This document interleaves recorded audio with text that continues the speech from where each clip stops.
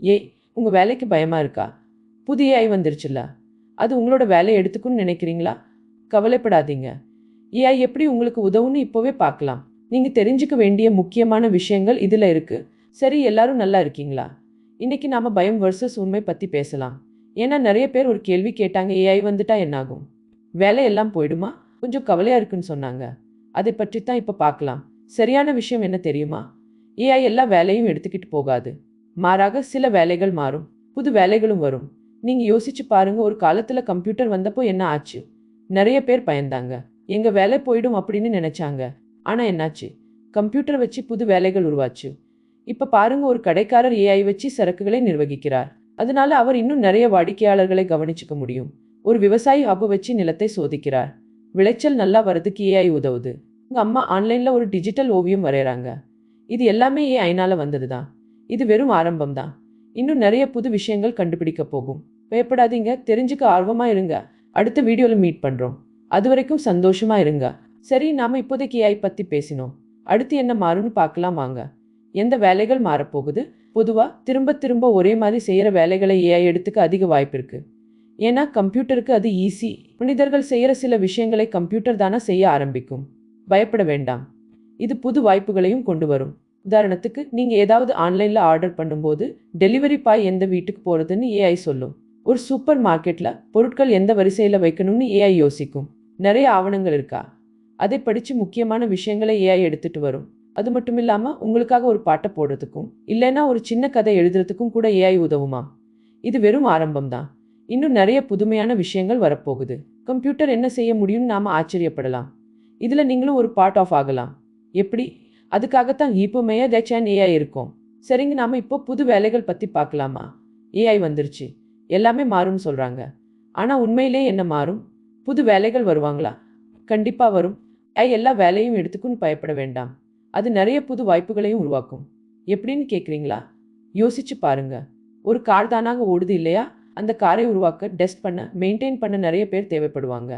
அதனால robotics engineer, automation ஸ்பெஷலிஸ்ட்னு புது வேலைகள் உருவாகுது. இன்னும் சுலபமா சொல்லணுமா? ஆன்லைன்ல ஷாப்பிங் பண்றோம் இல்லையா? அந்த வெப்சைட்ல ஏஐ யூஸ் பண்ணி உங்களுக்கு என்ன வேணும்னு அது கண்டுபிடிக்க உதவுது. இதுக்கு டேட்டா அனலிஸ்ட்கள், ஏஐ ட்ரெயினர்னு நிறைய பேர் தேவைப்படுவாங்க. ஏஐ உள்ளடக்கத்தை உருவாக்குறதுக்கு எடிட்டர், பிராம்ப்ட் இன்ஜினியர், ஏஐ ஆர்டிஸ்ட்னு புது வேலைகள் உருவாகுது. ரொம்ப சுவாரஸ்யமா இருக்கே இல்லையா? இது வெறும் ஆரம்பம் தான். இன்னும் எத்தனையோ புது வேலைகள் நமக்காக காத்துக்கிட்டு இருக்கு. யோசிச்சு பாருங்க, நீங்க என்ன பண்ணலாம். பாருங்க மக்களே, இப்போதைக்கு ஏஐ ஒரு பெரிய அலை மாதிரி வருது.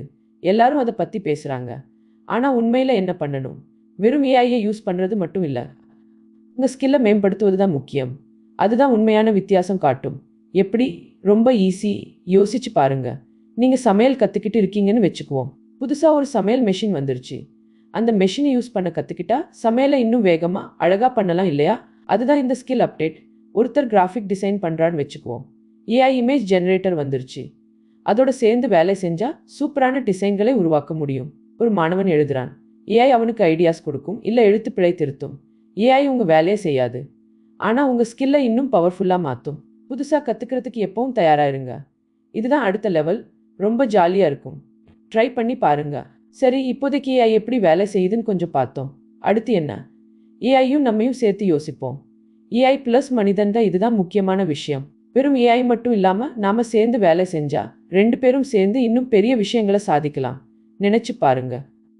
நீங்க ஒரு கதை எழுதணும்னு நினைக்கிறீங்க. ஏஐ உனக்கு சில யோசனைகள் சொல்லும். ஆனா அந்த கதையில இருக்கிற உணர்ச்சிகள், கதாபாத்திரங்களோட கஷ்டம், சந்தோஷங்க இதெல்லாம் உங்ககிட்ட தான் இருக்கு. உங்க கற்பனை இல்லாம அந்த கதை முழுமையடையாது.